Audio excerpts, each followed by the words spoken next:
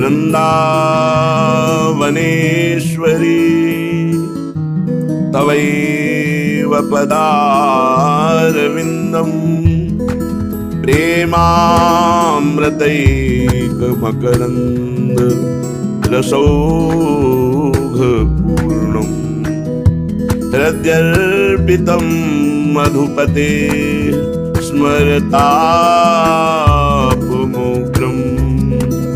निर्वापयत् परमशीतलमाश्रयामि निर्वापयत् परमशीतलमाश्रयामि।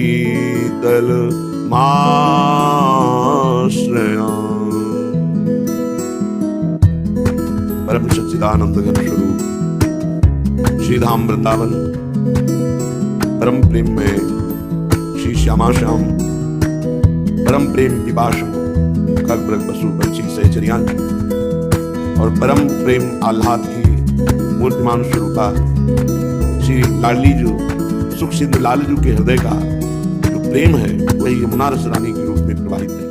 ऐसे परम पावन श्री धाम वृंदावन में देह की रक्षा का भी भाव त्याग कर अर्थात ये भी भाव प्रभु के चरणों में समर्पित करके अब दुख मिले या सुख मिले, गति हो या दुर्गति, अब इसकी परवाह नहीं, अपने जीवन को प्रिया प्रीतम के चरणों से चिन्हित श्री धाम वृंदावन को समर्पित करते हैं तो स्वाभाविक उसे परम पद प्राप्त हो जाता है।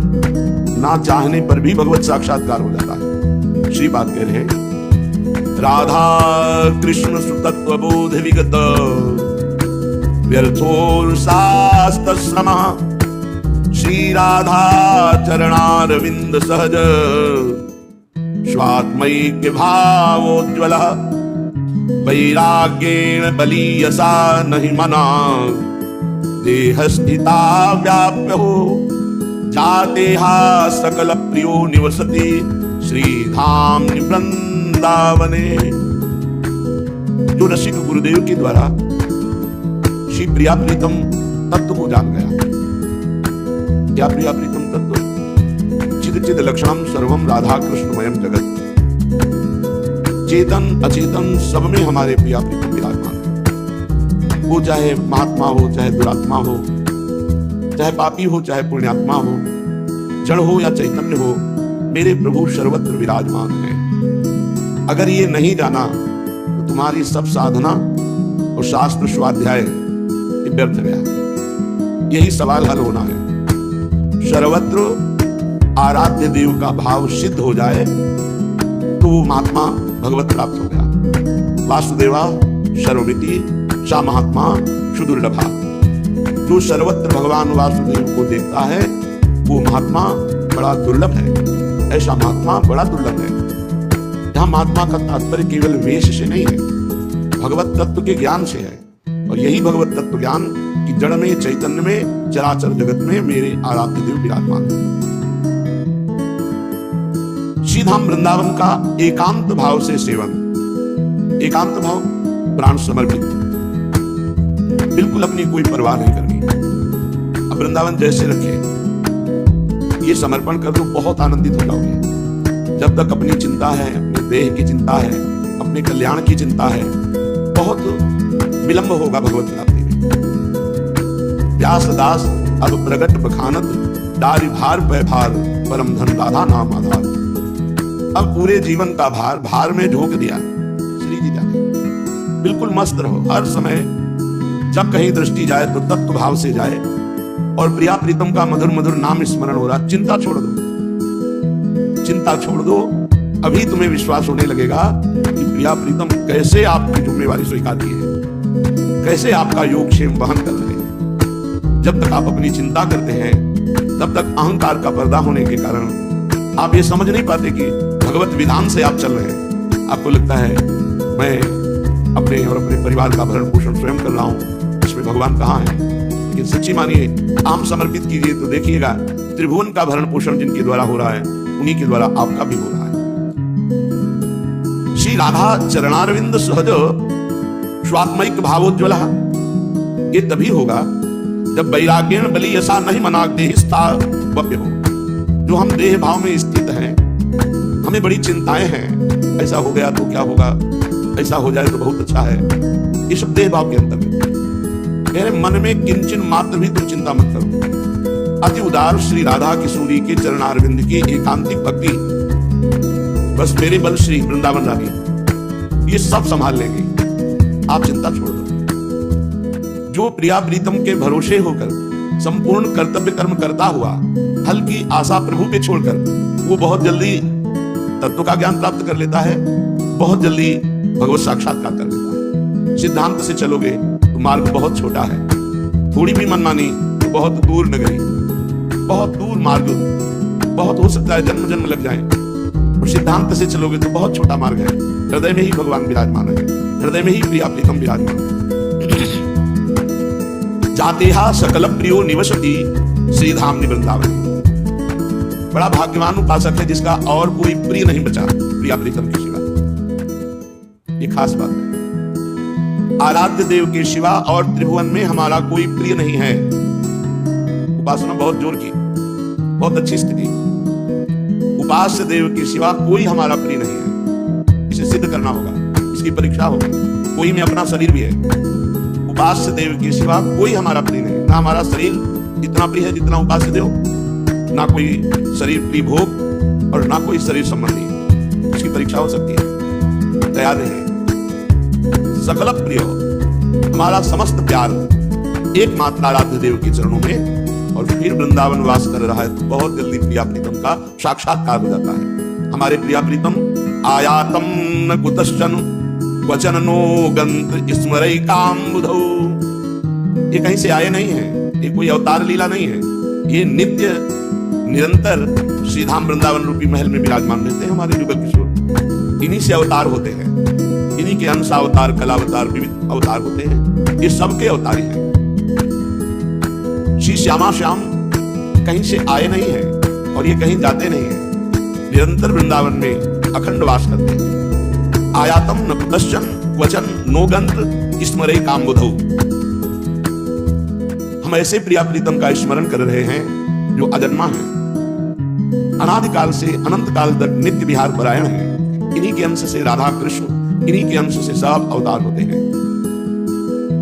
पारावार विवर्जिते विषमे नात्यंत कालम लुठत। इनको समय का भी ज्ञान नहीं है, कब दिन कब रात, एक एक कल्प व्यतीत हो जाते हैं एक एक लीला में। सदैव ये प्रेम रस में मज्जन करते रहते हैं। आश्चर्य में गौरव श्यामल दिव्यकांत सहजात्याश्चर्य कैशोरकम।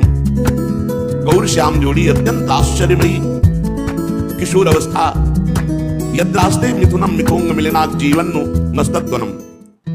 मैं ऐसे वृंदावन को नमस्कार करता हूं जहां ऐसे नौ किशोर गौर श्यामल जोड़ी ना कहीं से आई है और ना कहीं ये जोड़ी जाती है, यही विराजमान है। और ये उसी को साक्षात्कार होता है जो अनन्य भाव से इनकी उपासना में चित्त को जोड़ दिया। और ये सौभाग्य हम सबको मिला, हम सब वृंदावन वासी होने का सौभाग्य प्राप्त किए, वृंदावन का आश्रय मिला, हरिवंश महाप्रभु की शरण मिली, प्रिया प्रीतम की सेवा का सौभाग्य मिला। अब इस जन्म में हमें प्रिया प्रीतम के समीप जाना ही है। प्रतिदिन ऐसा चिंतन करो, अब हमारा शरीर छूटेगा और हम श्री जी की नित्य सेवा में पहुंच जाएंगे। जैसा सोचोगे वैसा बन जाओगे, जैसा बनना है वैसी सोच करो। ये महान सिद्ध योगी लाल स्वामी जी ने गंगा के किनारे हमें नई अवस्था में बताया था। जैसा सोचोगे वैसा बन जाओगे, जैसा बनना है वैसी सोच करो। हम रोज ये चिंतन करें, हमारा शरीर पूरा होते ही हम दिव्य कांति में नवयुगल किशोर की दिव्य सेवा में पहुंच जाएंगे। हमें पास मिल गया है ये जो हमें शरणागत मंत्र मिला, निज मंत्र मिला, श्रीधाम वृंदावन में हित सजनी हमें जो दुलार मिला, उन्हीं के दुलार से सब संयोग बना। अब हमको सेवा मिलेगी, प्रगट सेवा मिली, नित्य सेवा श्रीअंग की मिलेगी, जो बहुत बड़े बड़े योगी महापुरुषों के ध्यान का विषय है। उन प्रभु के श्रीअंगों की हमें सेवा मिलेगी। चलते हैं श्रीमद् भागवत महापुराण, प्रसंग चल रहा है। भगवान श्री कपिल देव जी माता देहूती जी के प्रश्नों का उत्तर दे रहे हैं। माता जी ने पूछा था अष्टांग योग, योग के द्वारा भगवान की प्राप्ति के लिए परमात्मा कहते हैं। योग कठिन साधन है, इसमें यम नियम, आसन, प्राणायाम, प्रत्याहार, ध्यान, धारणा, समाधि, यह अष्टांग योग है। बहुत कठिन है। यम नियमों का पालन करना और आसनों को सिद्ध करना, प्राणवायु को सूक्ष्म कर लेना, फिर इंद्रियों को अपने अपने गोलकों में स्थित करके समाधि भाव को प्राप्त होना। समाधि भी संकल्पित समाधि और संकल्प रहित समाधि, संप्रज्ञात समाधि, असंप्रज्ञात विचक्षणा समाधि, यहां तक पहुंचना तो बहुत कठिन बात है। प्रभु ने ध्यान का वर्णन किया कि जब कोई उपासक यम नियमों का पालन करता है तो हृदय पवित्र होता है, मन एकाग्र होता है, उसे फिर शरीर स्थित करना पड़ता है आसनों में। 48 मिनट से प्रारंभ होता है और 3 घंटे तक अनिवार्य होता है। 3 घंटे तक बिना हिले डुले, यदि सिद्धासन पद्मासन में तो उसे साधन सिद्ध उपासक कहा जाता है। जिसका साधन सिद्ध होता है, आसन, प्राणायाम, सूक्ष्म, मन एकाग्र, वही भगवत ध्यान रूपी समाधि को प्राप्त होता है। कल वर्णन किया भगवान के रूप का, आगे वर्णन कर रहे हैं जब कोई भक्त एकाग्रता पूर्वक ऐसा ध्यान करता है जैसा कल वर्णन किया गया, तो भगवान मुस्कुराते हुए उसके चित्त का आवरण करते हैं। ऐसी सुंदर झांकी कल सुना है आपने। भगवान खिलखिलाकर हंसते हुए उसके मन का आवरण कर लेते हैं। तस्यावलोकमधिकम कृपयाति घोरत तापत्रयोपशमनाय निशिष्ट मक्षणों। भगवान तीनों ताप का हरण करते हुए हंसते हुए उसके चित्त का आवरण करते हैं जो रोज प्रभु का ध्यान करता है। अगर आप निरंतर नाम मंत्र जपना स्वीकार करेंगे तो ध्यान करना ही नहीं पड़ेगा। ये हम शुरू से कहते चले आ रहे हैं, स्वाभाविक ध्यान होने लगेगा। नाम का इतना बड़ा प्रभाव है कि रूप ध्यान के लिए आपको प्रयास नहीं करना पड़ेगा। देखिए, रूप नाम आधीना, सिद्ध बात है। जब हम विवश होकर, प्रेम में विवश होकर नाम जप करते हैं तो रूप स्वाभाविक आ जाता है। एक क्षण के लिए भी कभी हृदय से रूप डरता ही नहीं।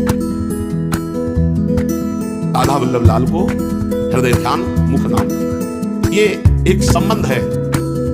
जब उपासक का नाम से दृढ़ लगाव हो जाता है, रुचि हो जाती है और वो निरंतर नाम जप करता है तो रूप अपने आप झलकने लगता है। अपने आप ध्यान नहीं करना पड़ता, वो रूप प्रकाशित रहता है।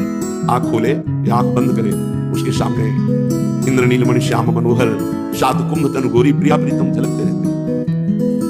मूर्ति नैनन बसे, वो बस जाते हैं। खास बात है निरंतर नाम जप। ये जरूर है कि शास्त्र, संत और गुरुजनों के वचनों का आश्रय लेकर जो अनुभव हुआ, वो अगर बात मान लोगे तो कोई भी हो, कहीं भी हो, आपका परम मंगल होगा। ये हम चीख चीख के कह रहे हैं कि ध्यान करना बड़ा कठिन है अष्टांग योग के द्वारा, बातें बना लेना सहज है, लेकिन जो आप योग के द्वारा, ध्यान योग के द्वारा नहीं उपलब्धि प्राप्त कर सकते, वो आप नाम के द्वारा प्राप्त कर लेंगे। बहुत सुंदर बात। जपत हरि विवश तव नाम प्रतिपद विमल, तुम मनस्य तव ध्यान ते निमिष नहीं करियो। नाम जप का सीधे ध्यान से संबंध है। नाम पहाड़ू दिवस निष्ठ ध्यान तुम्हार कपाट, बहुत ध्यान का संबंध है नाम से। जो जितना अधिक नाम निरंतर जपेगा, रूप अपने आप प्रकाशित हो जाएगा। हमारी बात बैठा लो, ऐसे ध्यान करने में मुनि मन ध्यान धरत नहीं पावत। देखिए रूप नाम आत्मा,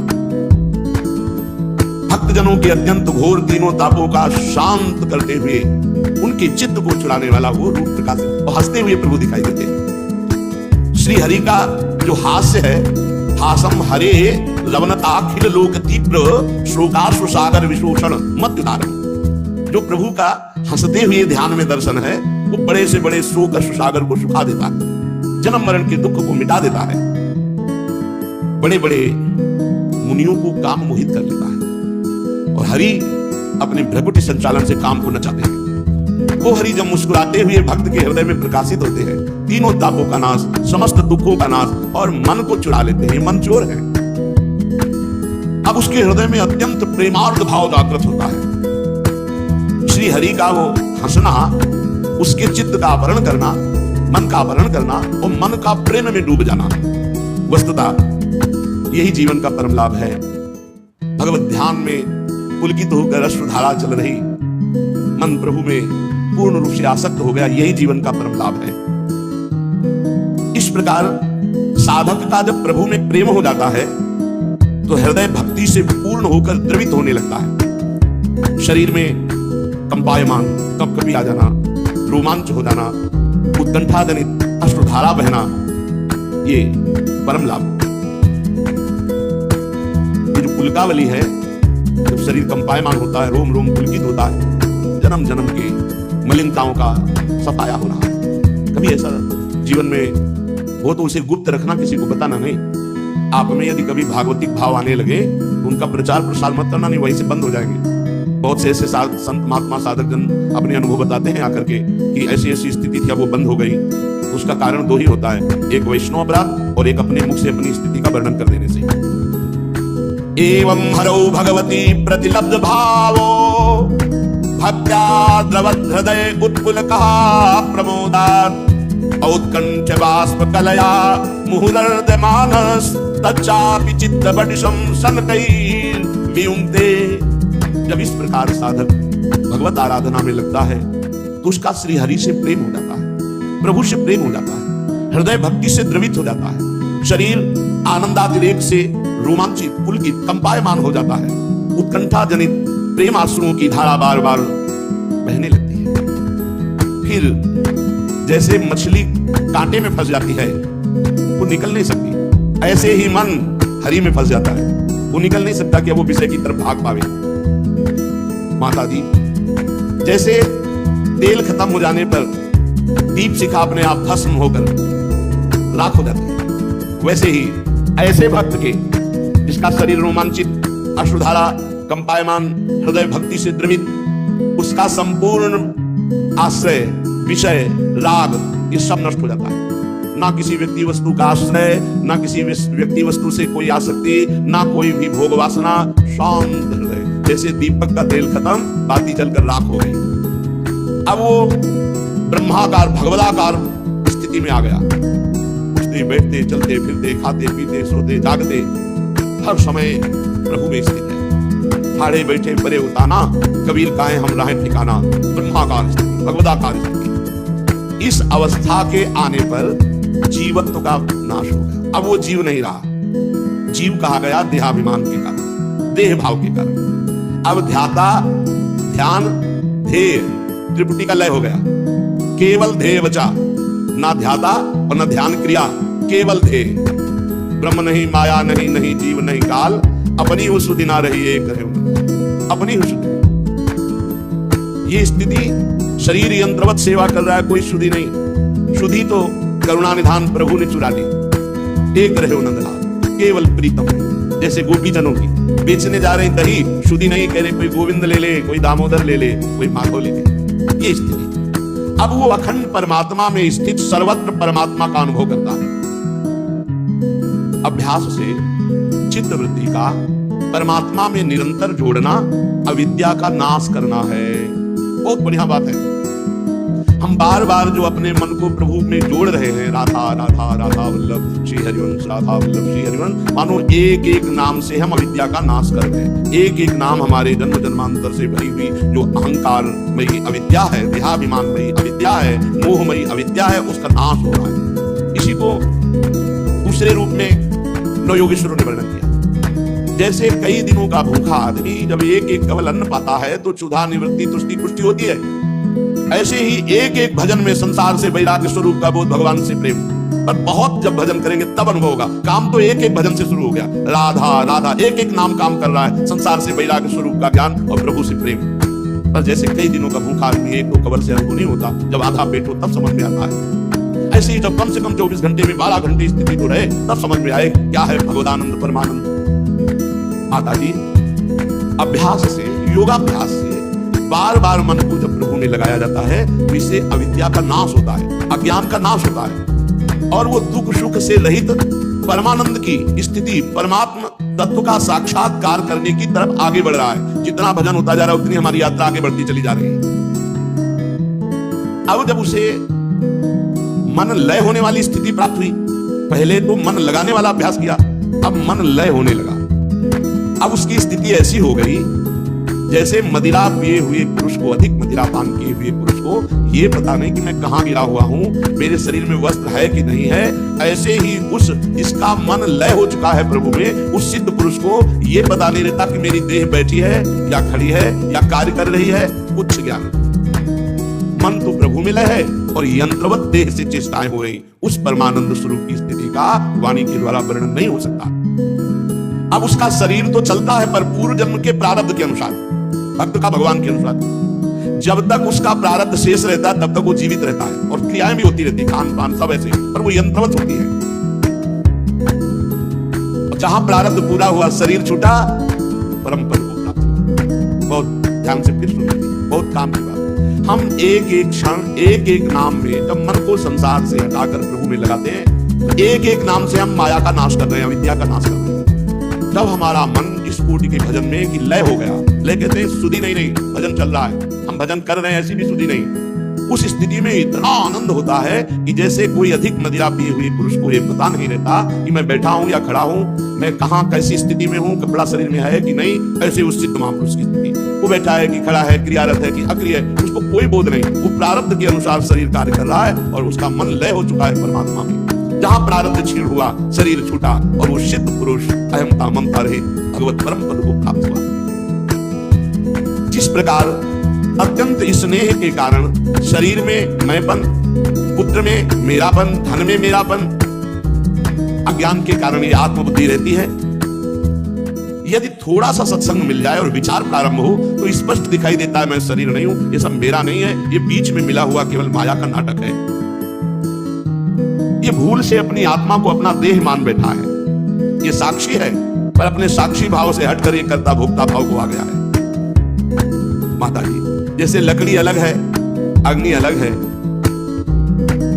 पर रहती लकड़ी में ही अग्नि है, और वही अग्नि जब प्रज्वलित हो जाए तो लकड़ी को भस्म कर देती है। ऐसे ही आत्म तत्व वही जीव है, अज्ञानी जीव और कोई नहीं। उसे ये ज्ञान हो जाए तो ज्ञान आग्नि से ममता हमता भस्म हो जाए, वो परम पद को प्राप्त हो गया। हे माता जी, योग के द्वारा भगवत प्राप्ति कैसे होती है हमने आपको बताया। देहूती जी ने पूछा, प्रभु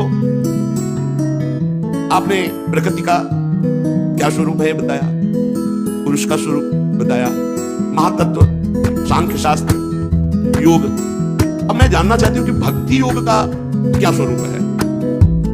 भक्ति योग में विस्तार पूर्वक सुनना चाहती हूं, क्योंकि हमने देखा कि भक्ति योग में सहज में ही भगवत प्राप्ति हो जाती है, कठिनता नहीं है इसमें और आपका भरोसा रहता है। इसलिए मैं भक्ति योग को विस्तार पूर्वक सुनना चाहती हूं। प्रभु हमें यह भी बताइए कि जीवों की जन्म मरण रूपा ये अनेक प्रकार की गतियां, तो कौन कौन सी गति होती है जीव की, क्योंकि ये सुनने से वैराग्य होता है कि हमको पाप कर्म नहीं करना, बड़ी दुर्गति होगी।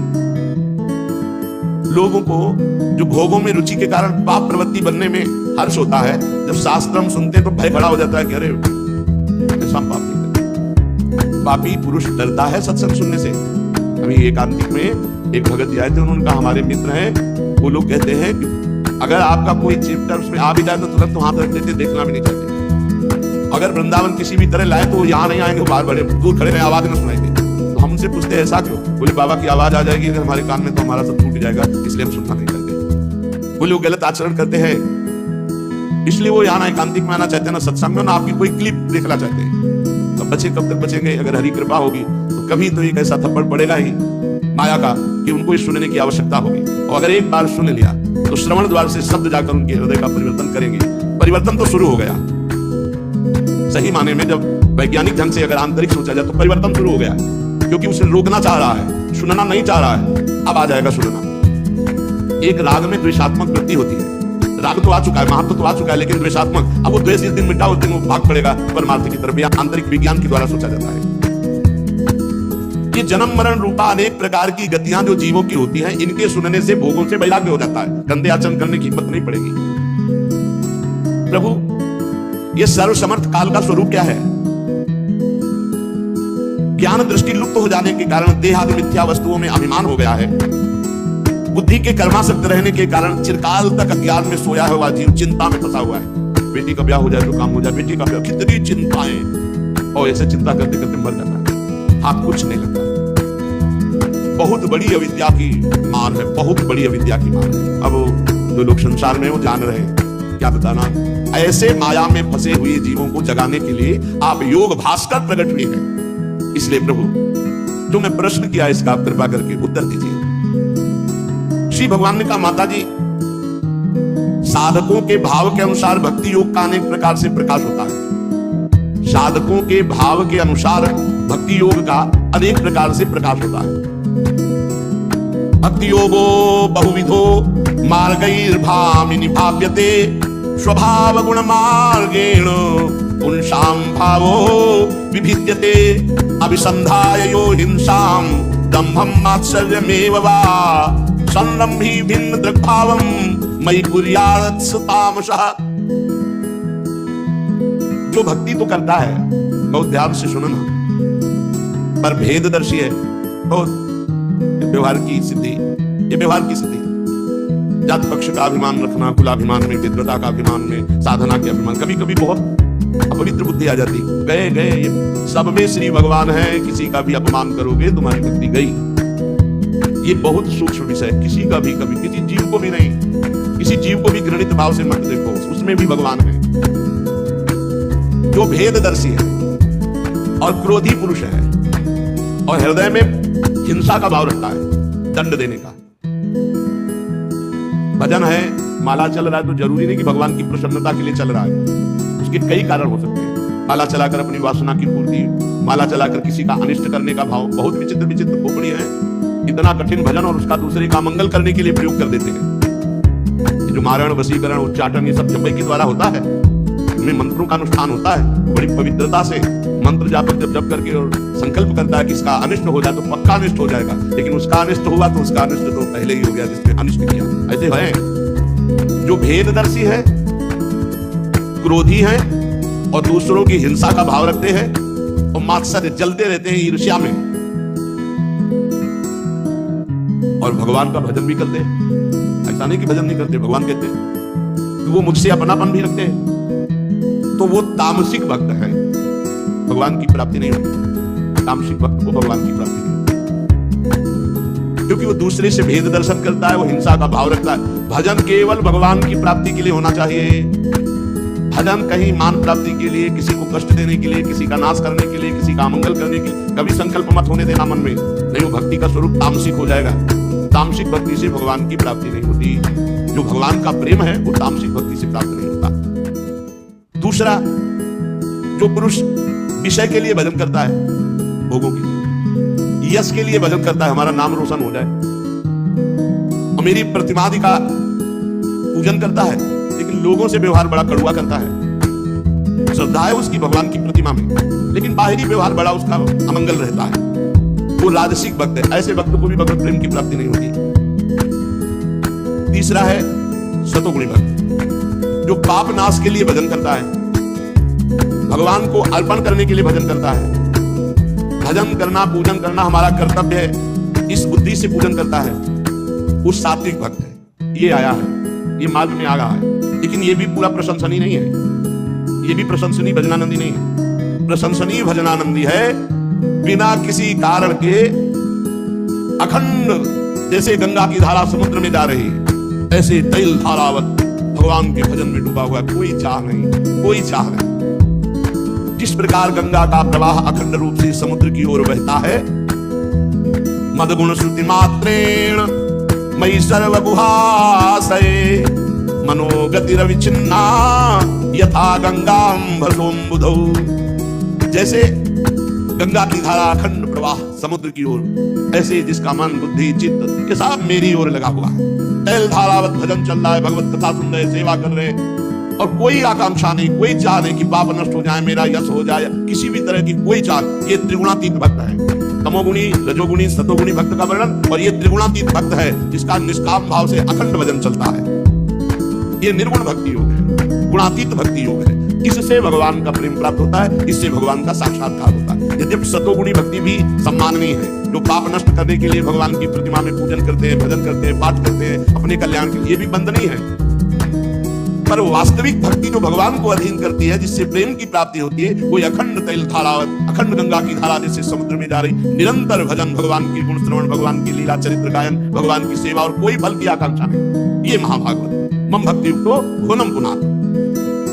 ऐसे जो मेरे निष्काम भक्त है, निर्गुणिया, त्रिगुणातीत, यहाँ निर्गुणिया का मतलब निराकार स्वरूप चले, त्रिगुणातीत, तामसिक भक्त, राजसिक भक्त और सात्विक भक्त से ऊपर ये है गुणातीत भक्त। बोले सालोक्य सारिष्ट सामीप्य सारूप्यैकत्वमप्युत दीयमानं न गृह्णन्ति विना मत्सेवनं जनाः सैव भक्ति योगाख्य आत्यन्तिक उदाहृतः येनाति व्रज्य त्रिगुणं मद्भावायोपपद्यते।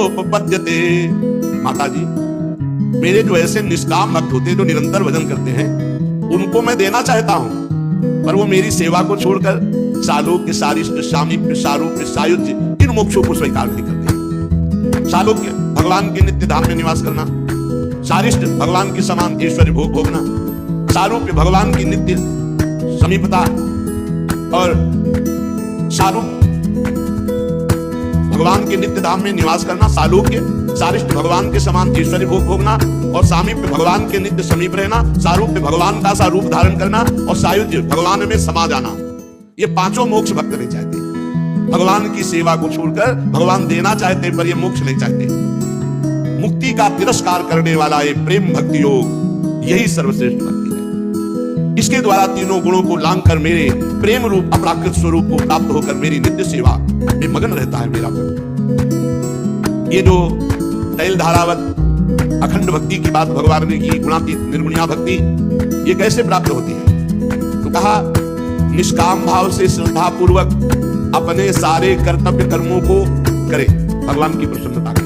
पहला, चाहे वो गृहस्थी में हो चाहे विरक्ति में हो, अपने अपने धर्मानुसार जितने कर्म हैं वो भगवान के लिए करें। नित्य प्रति ये देखता रहे कि हमारे कर्म में किसी को मन से वचन से शरीर से दुख तो नहीं पहुंच रहा, हिंसा तो नहीं हो रही। हिंसा रहित कर्म भगवान की प्रसन्नता का योग होता है। अगर मन वचन कर्म से किसी को हम दुख पहुंचाकर कर्म कर रहे हैं वो भगवान की प्रसन्नता का कर्म नहीं होगा। भगवान के लिए जो हम कर्म करें उसमें सावधानी है, मन से वचन से और शरीर से किसी को दुख नहीं पहुंचना चाहिए, उसी से उत्तम गुणातीत भक्ति का योग प्राप्त होगा। दूसरा, मेरी प्रतिमा के श्री विग्रह के दर्शन, सेवा, स्पर्श, स्तुति, वंदना, प्रणाम, ये त्रिगुणातीत भक्ति प्राप्त करने के लिए भगवान वर्णन कर रहे हैं। सबके घर में ठाकुर सेवा होनी चाहिए। कलिकाल है, भरोसा रखो प्रभु की सेवा का। अरे बड़े बड़े योगी मुनियों को माया ज्ञानी नाम चेतांश देवी भगवती सा बलाला कृष्ण मुहाय महामाया प्रेक्षति। कैसे जब आप प्यार करोगे तो स्वयं ठाकुर आ जाते हैं, इतनी लीला करते हैं, मस्त कर देंगे, मस्त। प्रभु के श्री विग्रह की पूजा, दर्शन, स्तुति, स्पर्श, वंदना, प्रणाम, ये निर्गुणिया भक्ति प्रदान करेंगे। ठाकुर जी का श्रृंगार करके, जब दर्पण दर्शा करके और जब ऐसे दर्शन करो ना, वो रोज चित्त हरते हैं। बस रोते रहो, आनंद में रोते रहो। सब कोई ठाकुर सेवा विराजमान करो, हमारी बात मान लो। व्यवस्था ना हो तो नाम सेवा विराजमान कर लो, राधा नाम विराजमान कर लो। सेवा के बिना कोई घर नहीं होना चाहिए, सेवा के बिना कोई साधक नहीं, सेवा होनी ही चाहिए। हमारी बात मान लो, ठाकुर जी विराजमान कर लो, अंतिम में वो तुम्हारी देख रेख कर लेंगे, अंतिम में देख रेख कर लेंगे। वो जिनके पास कोई सेवा के लिए नहीं है, ठाकुर जी विराजमान कर लो, जब तक हाथ पैर चले तुम सेवा करो, इसके बाद वो सेवा करेंगे। देख लेना, हमारी बात को देख लेना, वो किसी न किसी रूप में आके तुम्हारी सेवा संभाल लेंगे। हम आपसे सच्ची कहते हैं, जितना आपसे हाथ पैर चले अपने ठाकुर को दुलार कीजिए, बाद में वो आपका दुलार करेंगे, आप रोते रहोगे, इतना दुलार करेंगे। कितना सौभाग्य आपको राधा नाम छूने को मिलता है स्नान जब करते हैं, आपको प्रभु का स्पर्श मिलता है। प्रभु सर्वत्र भी तो श्री विग्रह में तो मूर्तिमान विराजमान है। बहुत विचित्र, अति विचित्र भगवंत अनुभव कीजिएगा। जब आप प्यार करोगे तो पता चलेगा कैसे खेलते हैं आपके साथ। प्रभु के श्री विग्रह को विराजमान करो, स्पर्श, पूजा, स्तुति, वंदना, प्रणाम, सेवा, इससे निर्गुणिया भक्ति प्राप्त होगी, त्रिगुणातीत। और तीसरी बात, समस्त प्राणियों में मेरी भावना। चौथी बात, भोगों का आकर्षण, त्याग, वैराग्य। कुछ भी भोग लगाना हो तो आप पहले मत पाना। पहले पाना जानते कैसे होता है? गरम गरम चीज देखियो, पहले ही आपने जो है मन के द्वारा नहीं, तुरंत मन के द्वारा पहले भोग में पहुंचाना है।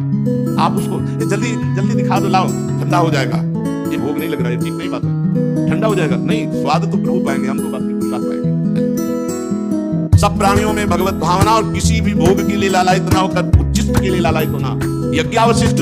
यज्ञावशिष्ट पाने की अभिलाषा रखना, मनिया नहीं। यज्ञावशिष्ट भगवत और भगवत भक्तों के पाने के बाद जो धन बचे, उसमें जो भक्तों को पवाने के बाद जो बचा, उसी में नेवला घूम गया तो आधा स्वर्ण का हो गया, और पूरी राजस्व यज्ञ में लूटा स्वर्ण करने बोले महाराज मुक्तल ऋषि की सतुआ यज्ञ किसके बराबर नहीं, आपकी राजस्व यज्ञ। किसी भी भोग को तत्काल देखकर अपनी रसेंद्री न पाने लगे, पहले प्रभु के पास। और तीनों पर विशेष सम्मान और दया। भूत भविष्य लोग 14 में भये हुए हरि प्यारे, 300 व्यवहार हमारो अभिमानिन तेरे हरे। ये अभिमानियों से दूरी और दैन्यों से प्यार, सबके प्रति मित्रवत व्यवहार हो, पर आसक्ति किसी से न हो, ममता किसी से न हो। यम नियमों का पालन, शास्त्रों का स्वाध्याय, और भगवान के नाम का उच्च स्वर से कीर्तन। नाम संकीर्तनाच्यो में उच्च स्वर तो नाम संकीर्तन ऐसा करना चाहिए कि गले की नसें फूल जाएं, चेहरा लाल हो जाए नाम उच्चारण करने में। लेकिन ये किसी भक्त का ही होगा। लड़ाई हो तो ये लक्षण आ जाएंगे, किसी मोहल्ले वाले को या पड़ोसी से लड़ना हो तो ये लक्षण आ जाएंगे कि गले की नसें फूल जाएंगी, चेहरा लाल हो जाएगा। जोर जोर से गले की नसें फूल जाए तो फांसी से बच जाओगे यमराज की। नामोच्चारण उच्च स्वर से भगवान नाम कीर्तन जब हो, जब कीर्तनिया बाबा सिनेमा संप्रदाय के जब आते थे में तो राधा नाम कीर्तन में थे तो आधा घंटा में कहते अब तो हम गर्म हुए हैं, बंद करने को मत कहना। आधा घंटा में तो हमारा घंटा 2 घंटा नाम, यहाँ 24 घंटे नाम कीर्तन चलता है। वो उच्च स्वर से नाम कीर्तन करो। उच्च स्वर से नाम कीर्तन करने से मन सरल हो जाता है, मन प्रभु में लगने लगता है। और नाम संकीर्तनम जैसे सर्व पाप प्रणाशनम, सारे पापों का नाश नाम संकीर्तन से हो जाता है। जो बड़े बड़े तीर्थों के अवगाहन से भी महापाप नहीं नष्ट होते, वो नाम कीर्तन से नष्ट हो जाते हैं। और संत महापुरुषों की संगति से ये निर्गुणिया भक्ति कैसे प्राप्त होती है?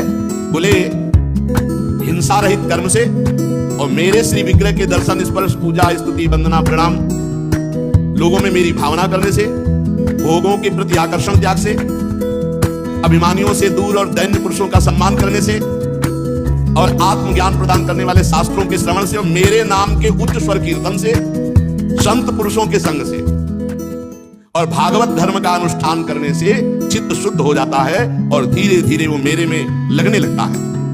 जिस प्रकार वायु के द्वारा उड़ करके जाने वाला गंध अपने आश्रय पुष्प से घ्राणेन्द्रिय तक पहुंच जाता है। ध्यान से सुनिए, पुष्प कहाँ है और वायु उसकी सुगंध को लाकर हमारी घ्राणेन्द्रिय तक पहुंचा देती है। उसी प्रकार जब ये भक्ति योग किया जाता है तो चित्त परमात्मा को घसीट लेता है, परमात्मा चित्त में आकर प्रकाशित हो जाता है। बहुत सुंदर बात कह रहे भगवान, बहुत सुंदर कह रहे मैं जीव रूप से मैं ही स्थित हूं। पकड़ो, अहम सर्वेषु भूतेषु भूतात्मावस्थिता सदा तमवज्ञाय मां मर्त्यः कुरुते अर्चा विडम्बनम् यो मां सर्वेषु भूतेषु शन्तमात्मानमीश्वरम् हित्वार्चां भजते मौढ्या भस्मन्नेव जुहोति सः। मैं सबके हृदय में जो जीव का जाता है ना, वो मैं ही हूं। इसलिए जो सब भूतों का अनादर करता रहता है, लड़ाई झगड़ा द्वेष करता रहता है, तिरस्कार करता रहता है और मेरी प्रतिमा में बड़ी बड़ी कीमती चीजों से पूजन करता है, मैं उस पूजन को स्वांग मानता हूं, मैं उस पूजन को स्वीकार नहीं करता, क्योंकि मैं सबके हृदय में विराजमान जीवात्मा रूप से मैं ही हूं।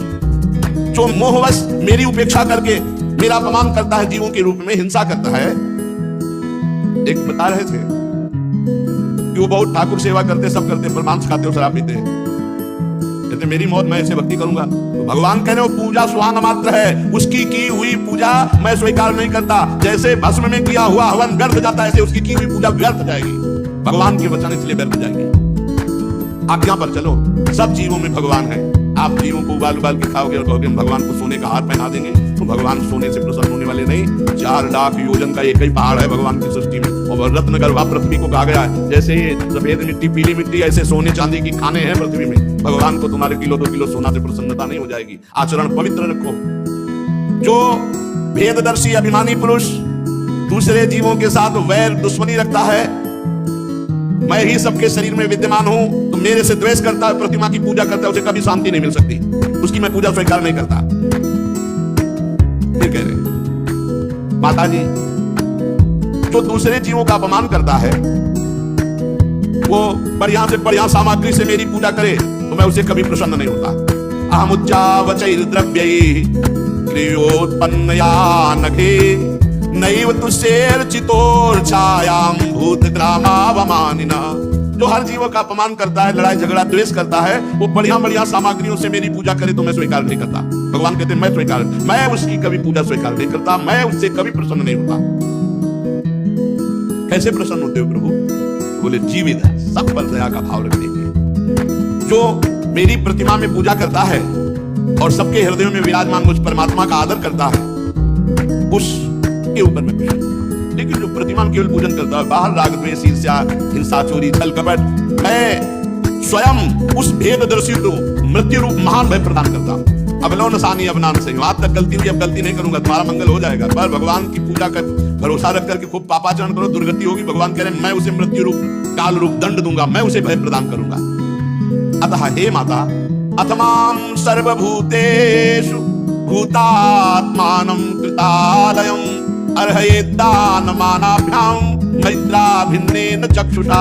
हे माता जी, संपूर्ण प्राणियों के हृदय रूपी घर में छुपा हुआ मैं सब देखता रहता हूं, इसलिए संपूर्ण प्राणियों को दान मान व्यवहार पूजन उनका सम्मान, इससे मैं प्रसन्न हो जाता हूं। माता जी, पाषाण आदि अचेतनों की अपेक्षा वृक्ष श्रेष्ठ है। पाषाण आदि अचेतनों की अपेक्षा वृक्ष श्रेष्ठ है।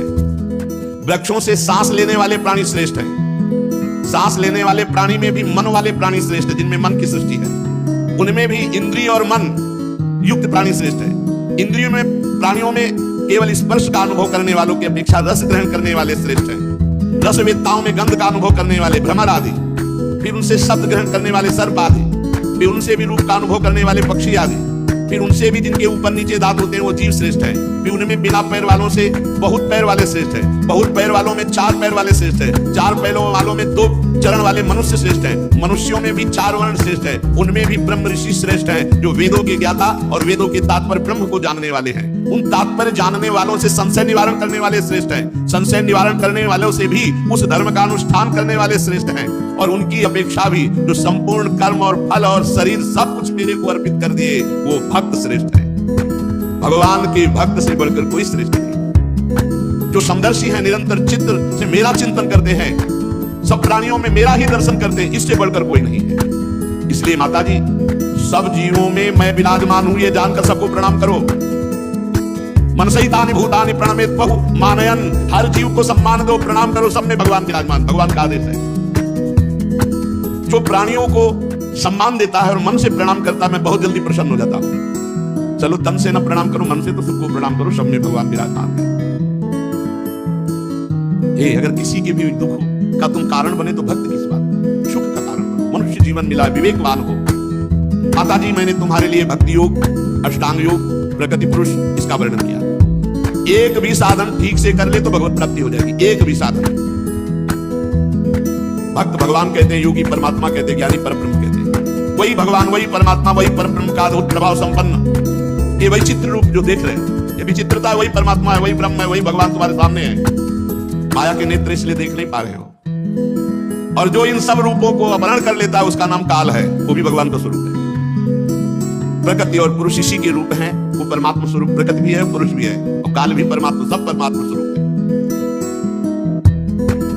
माता जी, ये जिसे भगवान कहते हैं ना, इसका ना तो कोई मित्र, ना कोई शत्रु है, ना तो कोई सगा है, ना कोई पराया है।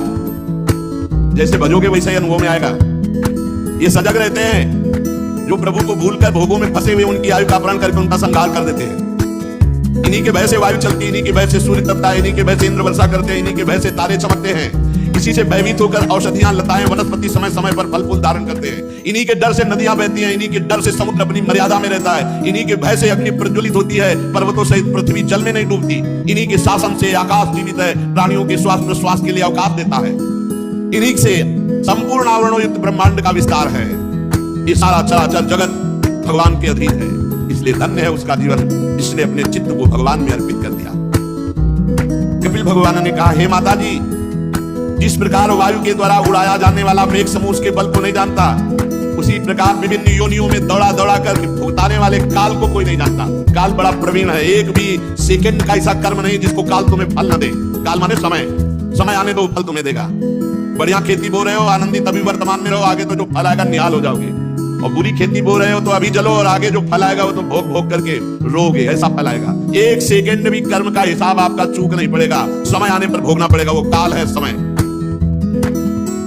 जीव सुख की अभिलाषा से जिस जिस वस्तु को बड़े कष्ट से प्राप्त करता है, उसी उसी को भगवान काल नष्ट कर देते हैं। हर जीव को जो भगवान से विमुख है, उसे अंत में शोक ही करना पड़ेगा, पछताना ही पड़ेगा, रोना ही पड़ेगा। इसका कारण मंदमती जीव यहाँ आया है भजन करने के लिए, भगवत प्राप्ति के लिए। भूल गया नाशवान शरीर और उसके संबंधी घर खेत पत्नी पुत्र में मोहवश अपना मान करके समय नष्ट कर दिया। अब उसको दंड मिलेगा। बोले क्यों दंड मिलेगा? हमने कोई पाप किया है? हाँ, सरकारी आदमी हो, यहाँ आए हो भजन कर भगवत प्राप्ति के लिए। कई बार कहा जैसे सरकारी आदमी को विदेश भेजा जाए सरकारी कार्य के लिए, अब वो कहे हम अकेले तो नहीं जाएंगे, तो बोले तुम्हें गाड़ी बंगला सब मिलेगा, अपना परिवार भी ले जाओ, चलो पत्नी ले पुत्र। अब वहां जाके 20 वर्ष रुका, जब लौट के आने का समय आया तो पूछा गया सरकारी काम, बोले वो तो नहीं हुआ, 2 बच्चे और पैदा किए, पढ़ाया लिखाया, उनका ब्याह किया, सबके बोले इसके लिए भेजा था, ये तो तुम्हारी रहनी थी। मेन जो आप आए थे वो सरकारी काम के, यहाँ कर किस लिए आए थे? नर्तन कर फल विषय न भाई, भजिए राम सब काम बिहाई। ये शरीर मिला था साधन धाम मोक्ष कर द्वारा भगवान ने भेजा, और पाई नजित परलोक संभारा सो परत दुख पावई।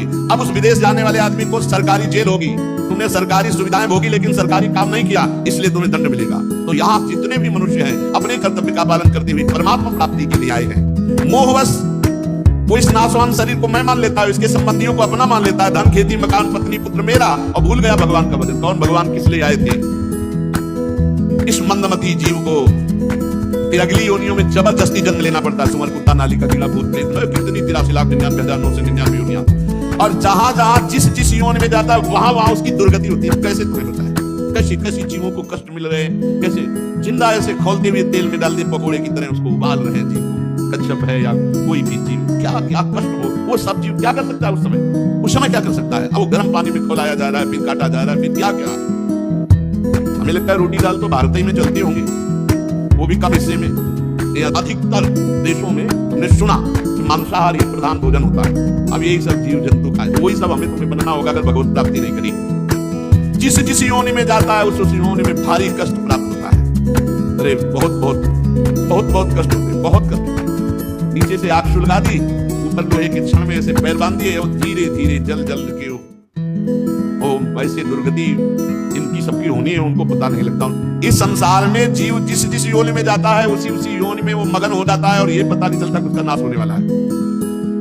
एक बार महाभारत में प्रसंग आता है, भगवान श्री कृष्ण द्वैपायन व्यासदेव जी जा रहे थे, एक कीड़ा बड़ी रफ्तार से रास्ते को पार कर रहा था। तो भगवान व्यासदेव जी सब भाषाओं के कहता है, उन्होंने कीड़े से गए, इतना गंदा जीवन नाली का कीड़ा, तू कितनी घबराहट से पार जा रहा क्यों? बोले तुम्हें सुनाई नहीं दे रही, घर घर करती हुई बैलगाड़ी आ रही, हमारे ऊपर चढ़ जाएगी, तुम मर जाएगी। बोले मर जा तो अच्छा, दूसरी योनि प्राप्त होगी कीड़े की। तो बोले तुम्हें पता है तुम्हें व्यासदेव वाला शरीर जितना प्रिय ना उतना में कीड़े वाला शरीर प्रिय है। जिस योनि में जाता है उसी योनि में वो मगन हो जाता है। जंतुर्वै भव एतस्मिन् याम याम योनि मनुव्रजेत तस्याम तस्याम सा लभते निर्वृत्तिम न विरज्यते। वो उससे वैराग्य नहीं धारण करता उसी शरीर, और उसी शरीर को पीड़ा देते। बहुत कष्ट की बात है। अच्छा मनुष्य नहीं देते, जीव जीव को दे रहा है। बहुत से हिंसक जीव एक दूसरे को खा रहे, कितनी पीड़ा है। जंगली जो कुत्ते होते हैं वो जैसे गाय आदि किसी को गिरा पाए ना तो मारते नहीं है, वो पीछे से खाना शुरू कर देते हैं। जब तक उनकी छाती तक नहीं पहुंचती तब तक वो कराते रहते हैं, आधा खा जाते हैं, तब वो मरते हैं। मतलब सिंह आदि तो पहले गला दबाकर मार देते हैं, लेकिन ये जो हिंसक भेड़िया हैं, कुत्ते हैं जंगली, ये कितना उस जीव को कष्ट, विशाल का शरीर भैंसे का, और पीछे से खा रहे हैं। 10-15-20 मिनट में जितने भी हैं वो खाते खाते जब आगे पहुंचेंगे दिल तक, तब उसके प्राण जाएंगे। तब तक कितना भारी कष्ट, जरा सा नोच के देखो कितना कष्ट लगता है। वैसे बहुत दुर्गति अन्य योनियों में है। ये भगवान की माया से ऐसी मोह से युक्त हो जाता है कि विष्ठा का कीड़ा भी बनने पर उसे ऐसा ही सुख मिलता है जैसे इंद्र को। इंद्र अपने शरीर को तो विष्ठा का जो कीड़ा का शरीर है वो उतना ही आनंद है। हमें तुम्हें लग रहा है घृणा है, उसको उतना ही आनंद है। ये मनुष्य शरीर प्राप्त करके वो महामूर्ख है जो शरीर में, स्त्री में, पुत्र में, घर में, पशु में, धन में, बंधु बांधवों में आसक्त होकर के मनोरथों में शरीर को पूरा कर रहा है, भजन नहीं कर रहा है। बड़ा मूर्ख है, बहुत भोगना पड़ेगा। इस शरीर के पोषण की चिंता से संपूर्ण अंग जल रहे हैं। अरे बुद्धि भ्रष्ट हो जाए तो सब नष्ट हो जाता है। रात दिन केवल खान पान की ही चिंता, भोग की चिंता। हमें मरना है, भगवत प्राप्ति करना है, ये कोई बातें नहीं है दिमाग में। यहाँ तो सत्संग है, धाम है, तो यहाँ तो जागृति। गाँव में देखो आप, बहुत जो बड़े भगत कहे जाते हैं 2-4 अगरबत्ती लगा दिए बस हो गए, बस दिन भर वही प्रपंच के कार्यों में रति। शरीर पोषण की चिंता में लड़का को पढ़ाना, बिटिया का ब्याह, परिवार के कर्तव्य बढ़िया है, लेकिन ये भगवान की मान करो, चिंता क्यों करते हो? नाम जप करो, मेहनत करो। भगवान बहुत सुंदर निर्णय देते, पूरी सृष्टि का पालन पोषण कर रहे। अब करोगे पाप और चाहोगे मंगल तो कैसे हो जाएगा? वो इनकी चिंता में संपूर्ण अंग जलते रहते। दुर्वासना से दूषित हृदय तो बुढ़ापा में भी वो पाप ही का चिंतन करता है। बड़ी समस्या है। ये मत सोचो कि बुढ़ापा में जितेंद्रिय हो जाओगे, नहीं नहीं, बहुत सावधान। शरीर इंद्रियां साथ नहीं देती और पाप वासना बढ़ती चली जाती है, ऐसे कार्य बन जाते हैं पूछो मत। और जब जवानी होती तो भजन में मन नहीं लगने देते, कौन? भोग वासना। छोटे छोटे बच्चों की दुतली बातें, इतना मन फंस गया कि कब जवानी व्यतीत हो गई और कब बुढ़ापा गया पता नहीं चला। अब सावधानी खूब बरत रहा है पर दुख बढ़ता चला जाता है। फिर वो हिंसा वृत्ति के द्वारा धन संचय करके उन लोगों का भरण पोषण करता है जो लोग उसका साथ नहीं देंगे, नरक में भोगना पड़ेगा। माता जी जीविका चलाने के लिए लोभ बस वो दूसरों का धन छीनता है, दूसरों का पाप करता है। जब उसका वो प्रयत्न नहीं चलता, कुटुंब के भरण पोषण में असमर्थ हो जाता है, तब दरवाजे पर बैठा लंबी लंबी सांसें छोड़ता है, चिंतातुर होता है। जैसे बूढ़े बैल को कोई हरियाली और हरी घास और बढ़िया दाना चारा नहीं लगाता, ऐसे उस बूढ़े को नहीं, भगवान की चर्चा नहीं, भगवान का नाम ली, बड़ी बुरी दशा, बड़ी बुरी दशा। देखिए वयोवृद्धों के से मिलकर के जब भ्रमण कर रहे थे, इसलिए फिर भी उसे वैराग्य नहीं होता। माता जी, जिसका पालन उसने किया था वो अब उसे पाल रहे हैं। वृद्धावस्था कारण शरीर बिगड़ गया, रोगी हो गया, मंद बुद्धि पड़ गई, भोजन नहीं मिल रहा, पुरुषार्थ कुछ हो नहीं रहा, मरने जा रहा है, फिर भी उसको भगवान याद नहीं आता, भजन याद नहीं आता। वही लड़का बच्चा परिवार के प्रति उसकी आसक्ति थी। अब जब मृत्यु का समय निकट आता है तो श्वास प्रश्वास की नलिकाएं कब से रुकने लगती हैं, आंख चढ़ जाती है, बड़ा कष्ट होता है श्वास लेने, गुरगुराहट होती है, श्वास नहीं लेते बनता, बहुत आसक्ति बुरी होती है। अब वो बोल नहीं सकता, बूढ़ा मूढ़ मरने जा रहा है, स्वजन के लोग उसे अचेत देख रहे हैं। उस समय भयंकर नेत्र जिनके देखने मात्र से पेशाब और फौज छूट जाती है, यमराज के 2 दूत आते हैं, वो पिटाई अंदर करते हैं, मलमूत्र सब त्याग देता है। दृष्ट्वा त्रस्त हृदया सकल मूत्रम विमुच्यति, मलमूत्र छूट जाता है, इसी पिटाई होती है। और जिसने राधा राधा कृष्ण कृष्ण पिटाई नहीं होती, भगवान के पास आ जाते हैं। जैसे हाथी के गले से फूलों की माला छूट गई, ऐसे शरीर छूटा भगवान के धाम को, कमाई कर ले होश में। अब वो कुटुंब के पोषण में लगा हुआ जो वृद्ध है, उसकी पिटाई यमदूत करते, मलमूत्र का त्याग करता है, फिर उसको बांध करके यम पास में और बलात् यमलोक की लंबी यात्रा तय कराते हैं। रास्ते में घुड़की, रास्ते भर में शरीर कांपता है, और रास्ते में जिन्होंने दूसरे जीवों को नोच नोच के खाया, वो सब भयंकर रूप धारण करके मिलते हैं। वो नोचते हैं उस पापी को, वो व्याकुल होता है। ऊपर से यमदूतों के चलते हैं कोड़े, घुड़की, मार, और नीचे दावानल, ऊपर लू, सबसे ऊपर तपती हुई सूर्य की गर्मी। ऐसी अवस्था में एक बूंद पीने के लिए जल नहीं, भोजन नहीं, विश्राम नहीं, छाया नहीं। अब वो आगे बढ़ने की शक्ति नहीं रहती, यमदूत घुड़कते और मार पिटाई करते उसे चलना पड़ता है। अब वहां तो ना मरना है और ना मूर्छा है, मार मार। जब चेतना आती है फिर उठता है, फिर मार। यमदूत उसे शीघ्रता पूर्वक यमपुरी को ले जाते हैं। यमपुरी का मार्ग यहाँ मृत्यु लोक से 99,000 योजन है। योजना नाम सहस्त्राणी नवतिम नवचात्मना त्रिभिर्मुहूर्तैर्द्वाभ्याम वा नीता प्राप्नोति यातना।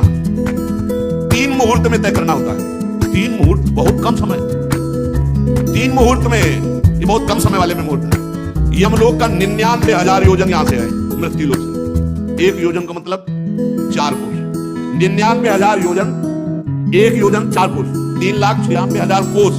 अब 1 कोस में 3 किलोमीटर। अब समझो इतना बड़ा मार्ग है, इतना बड़ा मार्ग है, 3 मुहूर्त में दौड़ा कर ले जाया जाता मारते हुए। ये भगवान श्री सुखदेव जी गान कर रहे हैं, श्री कृष्ण द्वैपायन व्यास जी रचयिता हैं। इस समय देवती जी का प्रश्न भगवान कपिल देव जी वर्णन कर रहे हैं, और नैमिषारण्य में शौनकादि ऋषि 88,000 सुन रहे हैं, सूत जी वर्णन कर रहे हैं। परम सत्य बात है, यहाँ मृत्यु लोक से 99,000 योजन, इतने लंबे मार्ग को 2 या 3 मुहूर्त में तय करना होता है। फिर इसके बाद धधकती हुई आग से उसको जलाया जाता है। भूंजो यहाँ, भूंजो, तुम भूंजोगे तो पता चलेगा। फिर जो यहाँ दूसरे का मांस खाते हैं, तो काट काट करके उनका मांस उनको खिलाया जाता है। अब वो कहीं आग से जलाया जाता है, कहीं काट काट करके मांस उसका खिलाया जाता है, कहीं यमपुरी के भयानक कुत्ते और गिद्धों द्वारा उनकी आंतें खींची जाती हैं। बड़ा बड़ा कष्ट दिया जाता है, कभी शरीर को काट काट कर टुकड़े, कभी हाथी से चिरवाना, कभी पर्वतों से गिराना, कभी गैस के गड्ढों में बंद कर देना, कभी कोल्हू से पीला जाना। हे माता, इस प्रकार तामिस तंत्र तामिस रौरव महारौरव नरकों की यंत्रणाएं भोग करके, चाहे स्त्री हो चाहे पुरुष, जो पाप करेगा उसे नरक भोगना ही पड़ेगा। माता जी, ये जो लोग कहते हैं ना कि नरक स्वर्ग इसी पृथ्वी लोक में है, यही सब है, ऐसा नहीं है। बची हुई है, बोले यहाँ जो भोग मिलता है वो बचा हुआ। क्या बचा हुआ? जैसे किसी भयानक अपराधी को जब सजा होती, बोले आजीवन कारावास 5 लाख रुपया जुर्माना। अब जब जुर्माना नहीं दे पाएगा तो उसको फिर सजा में बदला जाएगा। तो ऐसे ही नरक भोगना तो है वो सजा, और जो मृत्यु लोक में उसका बचा हुआ दंड मिलता है वो समझो जुर्माना, सजा। बोले इतना कठिन, देख लो यहाँ 5 मिनट की घटना का पूरा जीवन सजा काटना पड़ता है, और अगर 5 मिनट की घटना ज्यादा भयावही हुई तो फांसी की भी सजा हो जाती है। आप सोचो 5 मिनट की सजा में आजीवन कारावास, तो इतने पापी हैं तो नरक में कितना हिसाब किताब होगा। इसका ब्याज भी तो है, इसका ब्याज भी है। पाप कर्म हर चंद्रायण सूर्यायण में बढ़ता है, ऐसे पुण्य कर्म बढ़ता है। बहुत होश से ये कर्म भूमि में आप आए हुए हैं। माता जी, जो कष्ट भोग कर अपने कुटुंब के ही पालन और केवल पेट पोषण में लगा रहता है, कभी भगवान का भजन धर्म कार्य, कभी दूसरों का हित नहीं करता, वो पापी ऐसे फल भोगता है। फिर यहाँ शरीर जो छोड़ा गया है उससे उसका कोई मतलब नहीं रहता। नया शरीर यातना देखा उसे प्राप्त होता है। परिवार के लोग नहीं जानते तो यहाँ पिंडदान कर रहे हो, उसको नरक भोगना पड़ रहा है। नाम जप, श्रीमद् भागवत का पाठ, भगवत कीर्तन, भगवत भजन, इससे कल्याण होता है। खूब नाम जप करो जिंदा में, अपने लिए, अपने भगवान की प्रसन्नता के लिए कुछ तो कर ले। अरे मेहनत करो, हल चलाओ, रामकृष्ण हरि बोलते जाओ, क्या फर्क पड़ता है। भगवान का नाम मात्र ही आपका परम कल्याण कर देगा। तो इसलिए माता जी मनुष्य जीवन प्राप्त करके भगवत प्राप्ति अवश्य कर ले। अगर भगवत प्राप्ति से चूका तो उसकी दुर्गति पक्की है। इसलिए खूब नाम जप करो, भगवत चर्चा सुनो, दूसरों की सेवा करो, दूसरों का उपकार वाला कार्य करो, जिससे भगवान प्रसन्न हो जाए और हमारा आवागमन चक्र रुक जाए। शेष चर्चा आगे। श्री राधा वल्लभ लाल की